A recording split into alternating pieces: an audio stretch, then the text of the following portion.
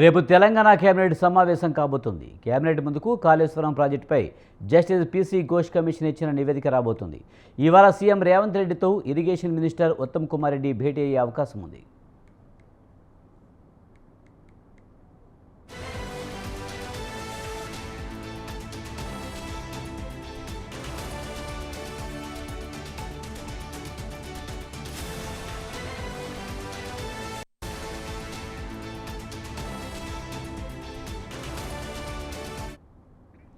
మరోవైపు సాయంత్రం అధికారుల కమిటీతో ఉత్తమ్ సమావేశం కానున్నారు.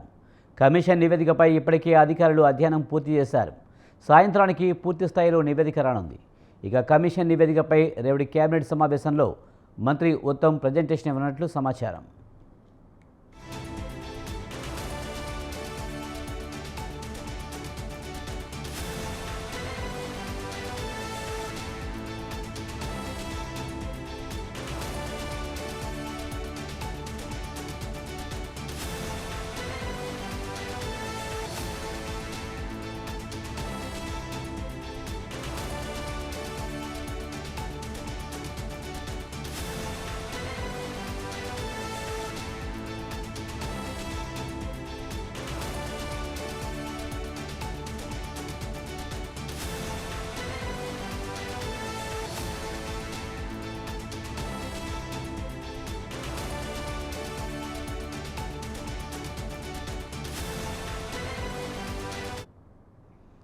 రేపు తెలంగాణ కేబినెట్ సమావేశం కాబోతుంది. కేబినెట్ ముందుకు కాళేశ్వరం ప్రాజెక్టుపై జస్టిస్ పీసీ ఘోష్ కమిషన్ ఇచ్చిన నివేదిక రాబోతుంది.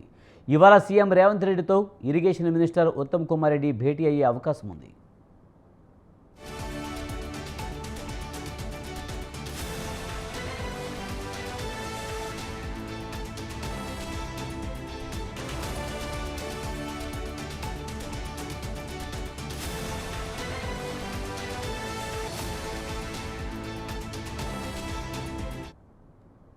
మరోవైపు సాయంత్రం అధికారుల కమిటీతో ఉత్తమ్ సమావేశం కానున్నారు. కమిషన్ నివేదికపై ఇప్పటికే అధికారులు అధ్యయనం పూర్తి చేశారు. సాయంత్రానికి పూర్తి స్థాయిలో నివేదిక రానుంది.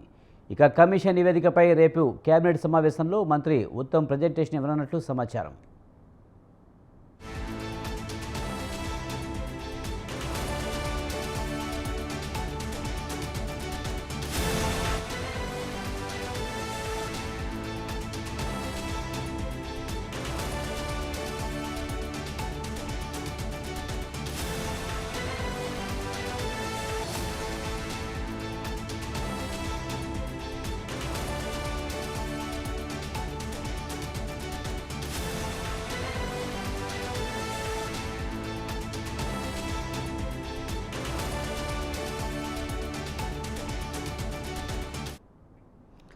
రేపు తెలంగాణ కేబినెట్ సమావేశం కాబోతుంది.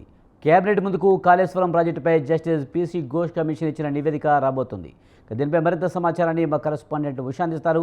ఉషా, రేపు తెలంగాణ కేబినెట్ సమావేశం కాబోతుంది. ప్రధానంగా కాళేశ్వరం ప్రాజెక్టుపై ఇచ్చిన రిపోర్టుకు సంబంధించి చర్చ జరిగే అవకాశం ఉన్నట్టు తెలుస్తుంది. పూర్తి సమాచారం ఏంటి? రేపటి నుంచి తెలంగాణ రేపు కేబినెట్ సమావేశం జరగబోతుంది. ఇప్పటికే సీఎం రేవంత్ రెడ్డి ఢిల్లీ పర్యటన ఆసక్తికరంగా మారింది.